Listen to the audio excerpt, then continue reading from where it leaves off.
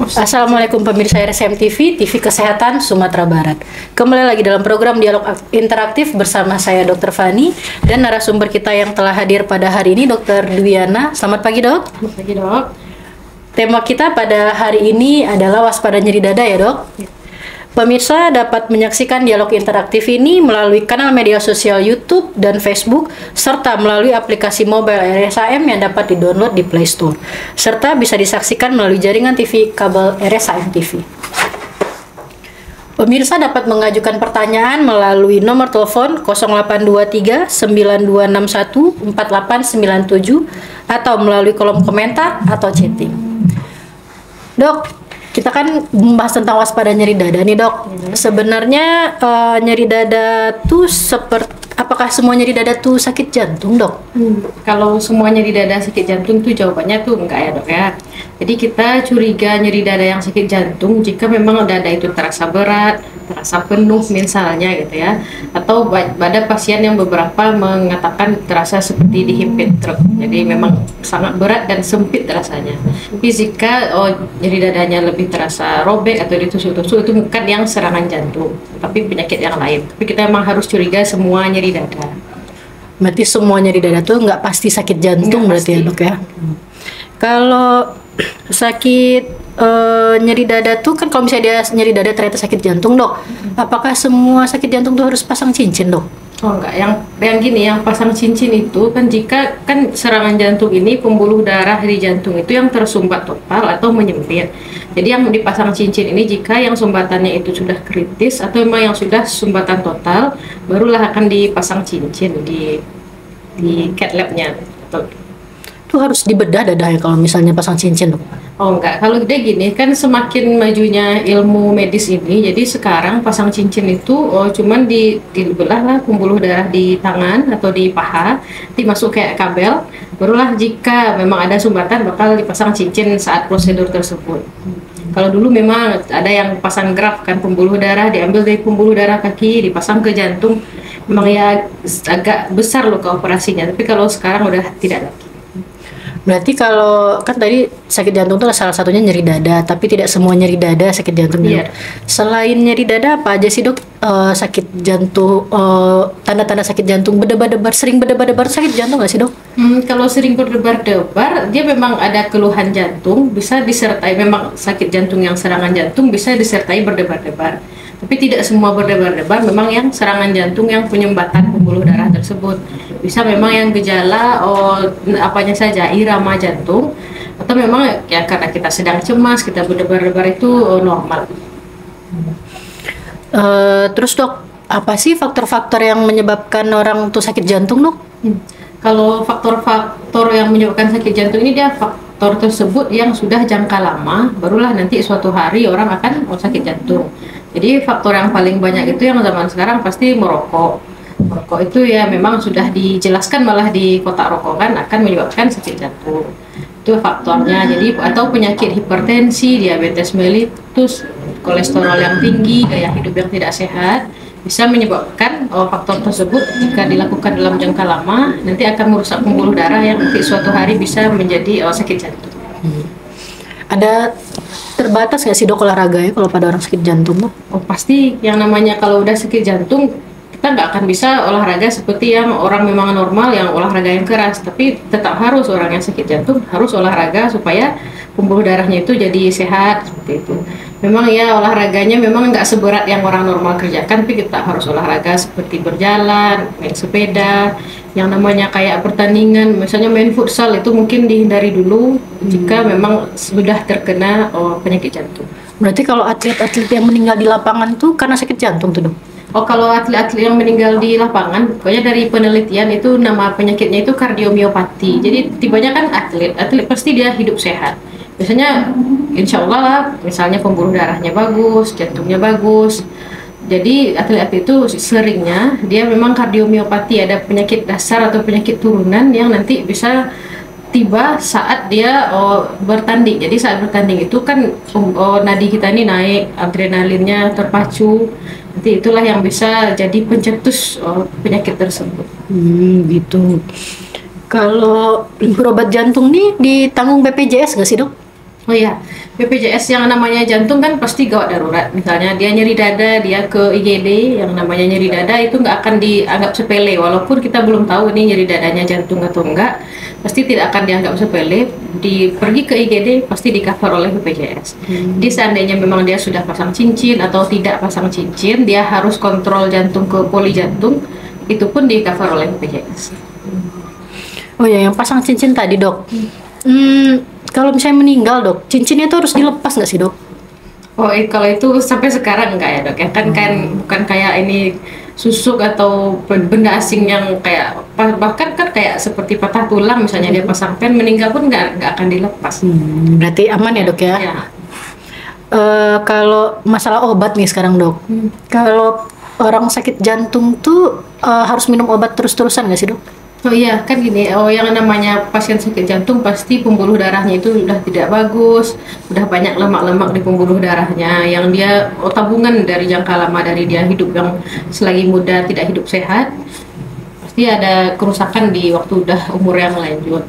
Jadi ya memang ya harus kita minum obat setiap hari, harus kontrol untuk agar penyakit tersebut terkontrol. Baik dok, mungkin kita lihat dulu dok di kolom komentar dok apakah ada pertanyaan. Pemirsa dapat mengajukan pertanyaan melalui nomor telepon di 0823 9261 4897 atau melalui kolom komentar ataupun chatting. Sambil menunggu nih dok, seperti ada telepon interaktif dok. Baik, assalamualaikum Bu. Halo Bu, Mbak. Ya. Dengan Ibu siapa Bu? Saya mau bertanya soal adik saya Bu. Adik saya kebetulan beberapa kali ada sakit dada katanya Bu. Terus pas sakit dada itu sesak nafas Bu. Umurnya sekarang baru 13 tahun Bu. Jadi kami bingung sekeluarga Bu, apakah termasuk sakit jantung juga itu Bu? Apa harus dilakukan Bu? Apa harus berobat juga deh kalau memang adanya di dada ini Bu? Ya baik, maaf Bu, dengan Ibu siapa tadi Bu? Ya Bu. Dengan Ibu siapa Bu? Halo? Halo Bu? Halo? Halo? Oh terputus ya. Tadi dari Bu, nggak tahu juga tadi namanya. Pertanyaannya mengenai adiknya nih dokter. Adiknya umurnya 13 tahun, ada mengeluh, ada berdebar-debar, ada ini nggak enak di dadanya. Apakah bisa tuh sakit jantung dok umur 13 tahun dok? Kalau yang tibanya kan yang namanya ilmu medis pasti nanti banyak ilmunya ini seperti ini. Kebanyakan penyakit ini di umur segini. Jadi memang anak ibu tadi itu kan 13 tahun. Dia bilang sering nyeri dada dan berdebar-debar. Pasti harus kita lakukan pemeriksaan lebih lanjut untuk mengatakan memang apakah dia jantung atau tidak. Kalau untuk yang namanya dari umur itu jarang ya terjadi anak-anak. Tapi bisa kan anak-anak itu bisa ada aritmia, gangguan irama yang membuat dia berdebar-debar, atau kalau memang dia ada penyakit yang kongenital, penyakit bawaan, makanya munculnya waktu dia remaja atau anak-anak, atau bahkan bisa bayi dan baru lahir bisa langsung ada gejala jika memang ada penyakit tibanya penyakit saat yang udah lahir ya, tibanya waktu janin dia udah jantungnya udah nggak bagus, nanti lahir waktu baru lahir saja udah ada gejala dari jantungnya. Kalau kita udah sakit jantung dok, ada pantangan nggak sih dok? Kalau Makanan gitu dok? Ya kan masyarakat memang sering bertanya seperti itu, yang namanya pantangan yang nggak boleh dimakan apa. Tapi selalu nasihatnya seperti ya jangan berlebih-lebihan. Jika memang menginginkan sesuatu boleh, tapi jangan berlebih-lebihan. Yang namanya diet sehat tetap harus dilanjutkan, walaupun kita tidak sakit jantung. Berarti kalau misalnya nyeri dada nih dok, kalau pemirsa RSM TV nyeri dada, itu bisa langsung ke IGD terus bisa periksa jantung. Apa tuh pemeriksaan jantungnya dok? Ya, kalau kita di IGD, kami di IGD dokter umum, jika ada nyeri dada pasti kami akan bertanya dulu bagaimana nyeri dadanya, rasanya seperti apa. Jadi pemeriksaan yang ada di IGD itu kan yang emergency. Jadi pasti kami akan pertama cek vital sign. Vital sign itu tekanan darahnya, jumlah nadinya per menit. Nanti yang ada pemeriksaan di IGD itu adalah EKG. Jadi di EKG itu kita bisa merekam rekam irama jantungnya, atau memang jika ada penyumbatan itu bakal nampak di EKG tersebut. Berarti kalau ada nyeri dada boleh langsung ke IGD ya dok? Iya, boleh. Di cover BPJS ya dok? Ya, insya Allah selalu di cover BPJS jika memang gawat darurat. Terus dok, kan ada nih dok, di luaran nih didengar dok, kalau obat, hati-hati kalau obat jantung katanya ada mengandung babi, itu benar nggak sih dok? Dia memang ada, nama obatnya itu Lovenox. Jadi memang salah satu preparat tersebut yang membuat obat itu ada, jadi ada memang unsur babinya.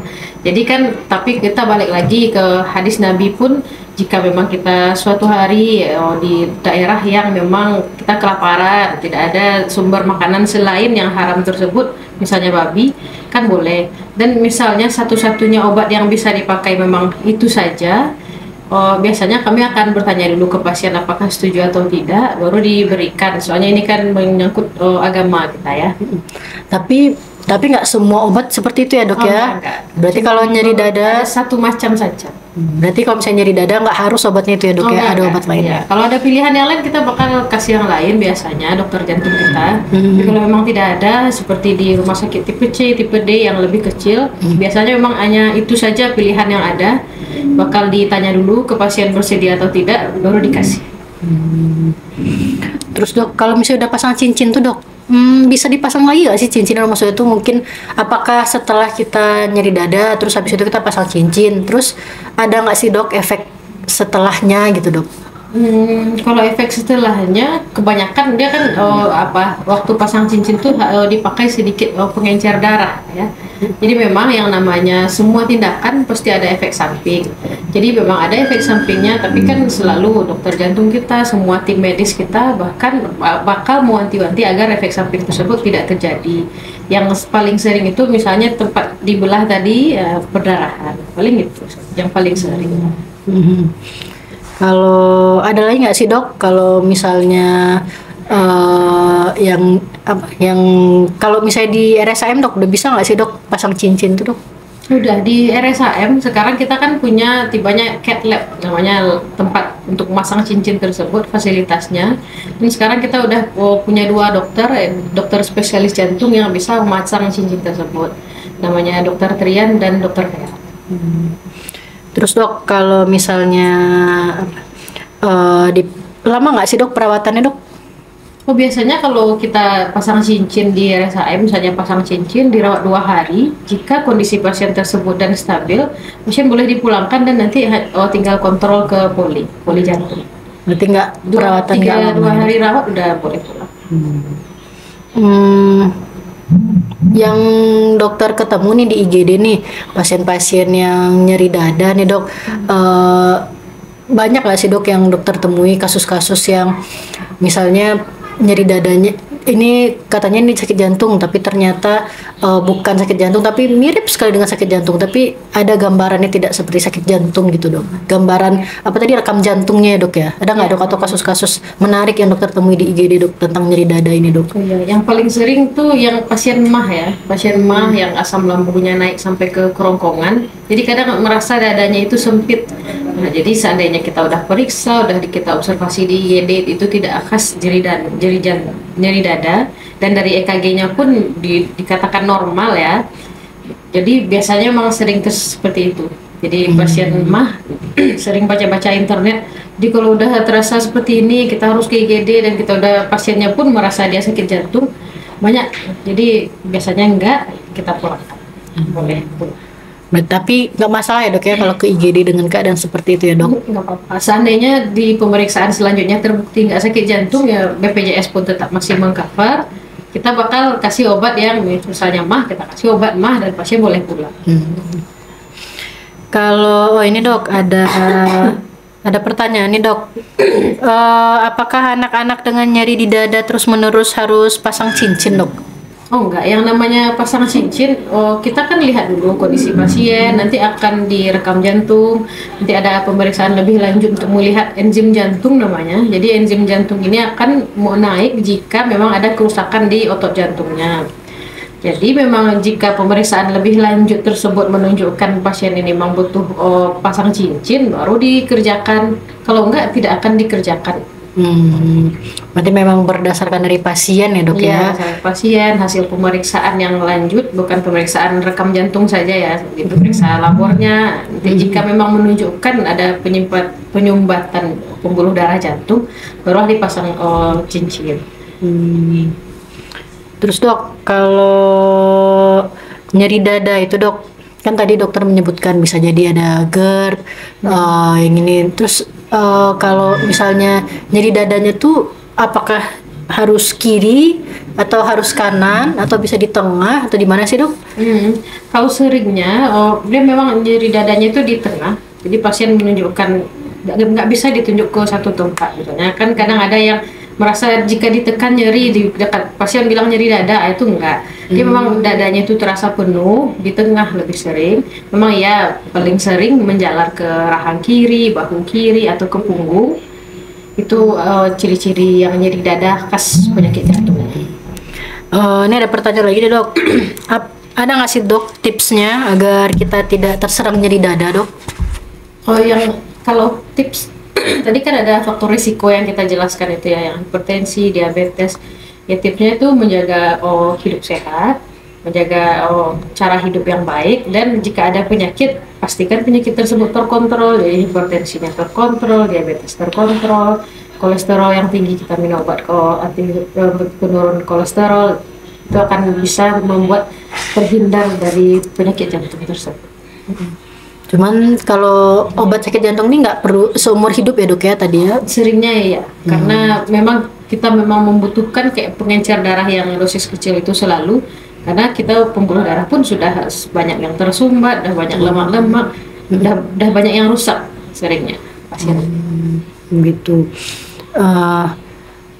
Terus dok, kalau misalnya kita kapan sih dok sebaiknya lagi kalau misalnya usianya sudah tua dok, misalnya kayak orang tua saya udah tua, perlu nggak sih dok kapan sih yang diperlukan, nggak ada keluhan tapi kita mau ngecek gitu, kapan sih sebaiknya dok gitu supaya tidak terjadi serangan jantung gitu dok? Misalnya kayak screening gitu. Ya, kalau screening yang namanya usia yang paling banyak itu terkena yang di atas 40 tahun pada laki-laki, tapi tidak menutup kemungkinan laki-laki ini di bawah 40 tahun sudah terkena sakit jantung. Jika ingin suatu nomor tiba-tibanya 40 tahun, sebaiknya kita sudah cek minimal cek kolesterol, tekanan darahnya, gula darahnya. Kalau perempuan selain umur juga jika sudah menopause. Karena menopause itu salah satu faktor risiko untuk perempuan. Jadi kita yang masih subur, wanita yang masih suburnya ada hormon estrogen. Hormon estrogen ini dia bisa berefek seperti antiinflamasi. Jadi pembuluh darah kita itu bisa sehat karena hormon estrogen tersebut. Jadi seandainya sudah menopause, hormon tersebut kan hilang. Jadi pada wanita menopause adalah salah satu faktor risiko untuk penyakit jantung. Oh ini dok, ada pertanyaan juga dok. Orang tua saya sudah tua dok, umurnya sudah 78, sesak di dada dan sudah pernah serangan jantung. Apakah masih disarankan untuk pasang cincin dok? Kalau yang itu yang tadi saya bilang pasang cincin itu semuanya tergantung kondisi pasien ya kan, karena memang ada yang umurnya udah tua tapi dia masih tibanya masih segar. Memang sekarang dia terjadi serangan jantung. Jika memang pembuluh darahnya tersebut penyempitan, itu bakal tetap jadi indikasi juga pasangan cincin tersebut. Walaupun sudah tua ya dok ya? Yang namanya otot jantung walaupun sudah tua kan masih kita pakai. Jantung kan kita pakai sampai selama kita hidup. Jadi jika mati otot jantung itu kan bahaya untuk pasien. Jadi jika memang ada kan pasien di RSAM pun ada yang misalnya udah 70-an memang terjadi serangan jantung, memang indikasi untuk pasang cincin, dia akan dipasang cincin. Tapi dengan segala pertimbangan dokter spesialis kita seperti itu ya. Kembali lagi kepada indikasi ya dok ya. Pada apakah memang butuh atau tidak. Kalau memang tidak butuh ya tidak pasang cincin gitu. Tapi kalau misalnya memang butuh ya pasti kita pasangkan cincin gitu ya dok ya. Karena menyelamatkan otot jantung itu sangat penting.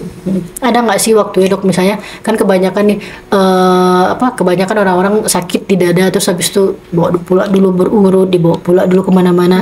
Ada nggak sih dok waktunya yang kapan yang diharuskan ini harus cepat sebelum berapa jam gitu dok? Ada nggak sih dok? Kalau waktunya pasti sesegera mungkin. Jika sudah nyeri dada, kita curiga misalnya seperti yang dikatakan tadi, terasa berat, menjalar ke kiri, itu memang ya segera, sebaiknya segera. Tapi kan yang namanya masyarakat tidak selalu membawa langsung ke IGD.